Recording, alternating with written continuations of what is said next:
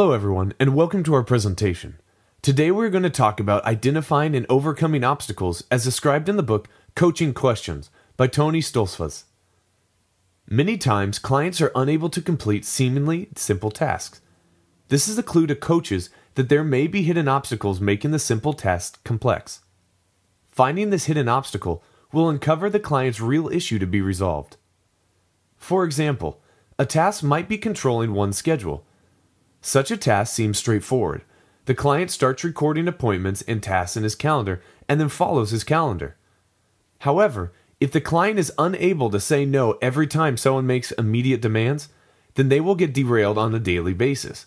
Thus, the real issue is learning to say no. There are two types of obstacles: external and internal. External obstacles are practical issues like time, money, or staff. Internal obstacles are emotional like fears, beliefs, or needs. Examples of questions to identify obstacles are shown below. Sample external obstacle questions include: what is stopping you? What makes it hard to get this task done? What do you need that you don't have to reach your objective? Sample internal obstacle questions include: what goes on inside when you think about this? Feel free to name emotions, physical sensations, memories, or anything. You found it hard to make this change? What do you gain by not changing?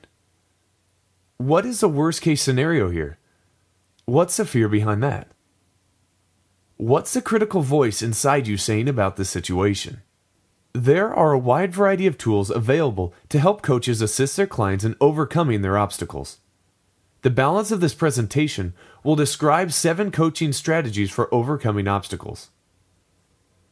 Experiencing the possibility that a dream could happen might be enough to help the client decide it's worth overcoming their obstacles.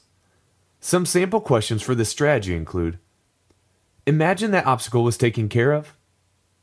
How does it change things? What if you had an unlimited resources that couldn't fail? What would you do? What would you do if you had the blank, such as time, money, resources? Different change strategies work for different people. Finding out what worked for similar situations in the past and then applying such tactics again can help. Past successes often build confidence and courage as well as bringing to mind good ideas.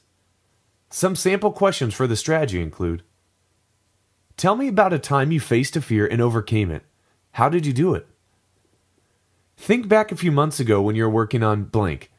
What was the turning point there? Can you apply lessons from that success to this challenge? Brainstorming a list of options often gets creative juices flowing and helps the client realize there are numerous ways around his obstacle. This strategy is particularly helpful with external obstacles. Some sample questions of the strategy include: give me 5 options to overcome this obstacle. What resources do you need to overcome this obstacle? Where could you get them? Imagine that obstacle was taken care of. How does it change things? If you had unlimited resources and couldn't fail, what would you do? What if you did have the blank, time, money, resources, etc.?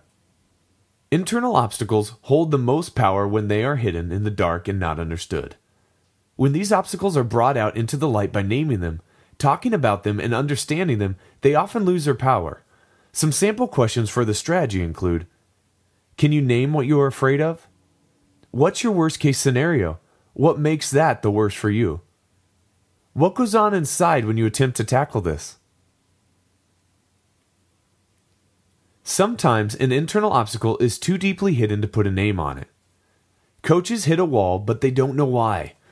One way to gain new information is to stir up the darkness. With this strategy, coaches ask the client to do the action they fear in a small way and then journal about it. Sometimes obstacles are so embedded the client cannot imagine living without them. They think their obstacles protect them, but they really cause great losses. Often, behavior patterns that help someone cope with childhood do not work in adult settings. However, their beliefs are so deeply ingrained it is unimaginable to live life without them. For this situation, hypothetical scenarios help the client imagine their life without such beliefs and behaviors. Some sample questions for this strategy include: If nothing could do the thing you fear, how would that change your actions? For example, if nothing could make you poor, how would that change your actions? Let's play with the idea that the thing you fear happens. What then? What if you know the opposite of your fear would happen? People often have a good reason to do what they do. A belief or behavior that seems irrational on the surface often is rational to the client. If the coach can find the client's rationale and bring it to the surface, they can often convince the client to change their behavior.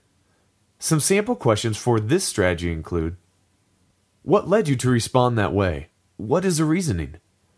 Where did you learn to see the situation that way? You get close to doing the action you want, and then you pull back. You are sabotaging yourself. Why do you think that is? This concludes our presentation. Thank you once again for your time and attention, and this is businesstraining.com, where you can earn a master's level qualification to make more money.